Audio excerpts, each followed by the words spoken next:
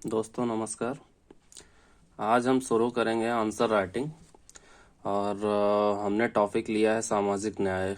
ये मैंने क्वेश्चन लिखा था और उसको मैंने चेक कराया है। तो दृष्टि में आप देख सकते हैं प्रश्न कुछ इस प्रकार है कि लिंग भेदभाव महिलाओं के प्रति पूर्व धारणाओं को व्यवहारिक अभिव्यक्ति है। इस कथन को प्रकाश में भारत में लिंग भेदभाव के प्रकारों एवं कारणों का परीक्षण कीजिए। आइए जानते हैं कि लिंग भेदभाव किस प्रकार होता है हमारे समाज में महिलाओं के प्रति। तो जानते हैं, पहले हम भूमिका लिखेंगे। भूमिका कुछ इस प्रकार मैंने लिखी है कि लिंग एक जैविक आधार पर सांस्कृतिक निर्माण है।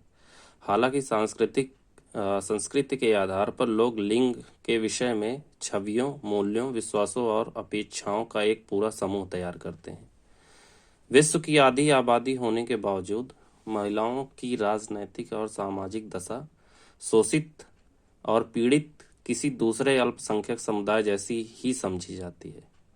पुरुष प्रधान समाज की पारंपरिक मानसिकता स्त्रियों को घर की चार दीवारी के भीतर कैद रखने वाली और चूल्हा चक्की तथा बच्चों की परवरिश में व्यस्त रखने वाली हो रही है।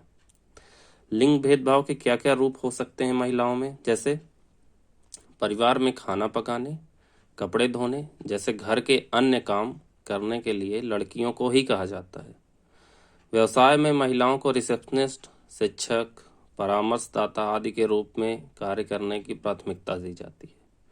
काम करने वाली महिलाओं से भी अपने परिवार, पति और बच्चों को देखभाल करने की अपेक्षा की जाती है। इसमें हम जेंडर गैप रिपोर्ट की भी चर्चा कर सकते हैं, लिख सकते हैं। आगे देखते हैं लिंग भेदभाव के कारण क्या क्या हैं। लिंग भेदभाव का पहला कारण जैसे शिक्षा का अभाव होना। जैसे समाज में शिक्षा का अभाव देखा जाता है। महिलाओं को पहले के समय में शिक्षित नहीं किया जाता था, शिक्षा से उनको वंचित रखा जाता था। लेकिन अब राइट टू एजुकेशन के तहत सभी को अनिवार्य शिक्षा दी जा रही है। तो शिक्षा का अभाव के कारण शिक्षा सामाजिक परिवर्तन का मुख्य साधन होता है। शिक्षा का प्रावधान ऊपर की ओर सामाजिक गतिशीलता की प्रक्रिया को बल देता है। औपचारिक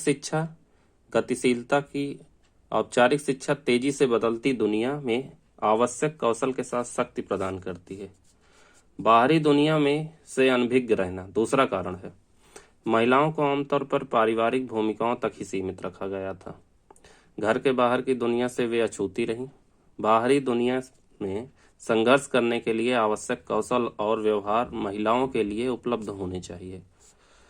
तीसरा कारण हो सकता है पुरुषों पर निर्भरता। महिलाओं की पुरुषों पर निर्भरता बहुत रही है। परंपरागत भारतीय महिलाओं को लगभग सभी चीजों के लिए पुरुषों पर निर्भर रहना पड़ता है।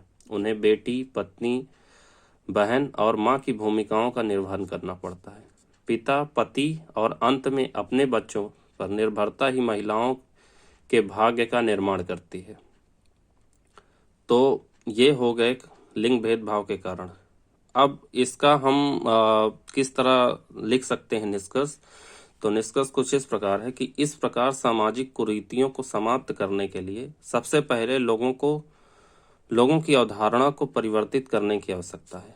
परिवारों को पितृसत्तात्मक समाज की मानसिकता बदलने की आवश्यकता है।